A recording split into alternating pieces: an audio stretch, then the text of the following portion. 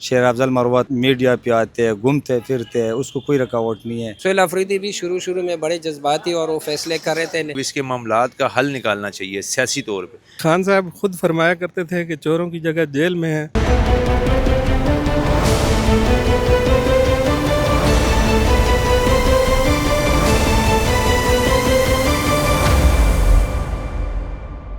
Programme we and you میں آج ہم عوام سے بات کریں گے کہ کیا عمران خان کے رہائی کے حوالے سے پاکستان تحریک انصاف کی کارکردگی سے مطمئن ہے یا نہیں، کیا عمران خان کی رہائی میں اصل رکاوٹ قانونی مسائل ہیں یا کچھ اور، آئیے جانتے ہیں عوام سے۔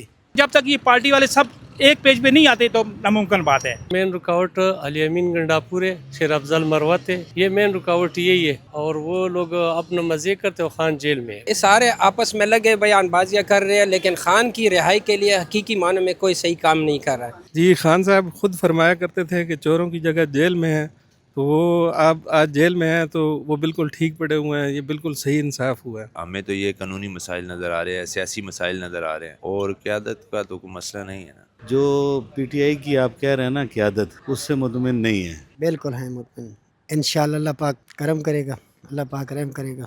تو عوام اس طرح نہیں ہوگا، لیڈرشپ خود کھڑا ہو گیا تو عوام بھی کھڑے ہوں گے۔ دوبارہ وہ پچھلی والی غلطیاں نہ کریں، مطلب دوسروں کے بارے میں باتیں کرنا، آپ صرف کام کیا کریں۔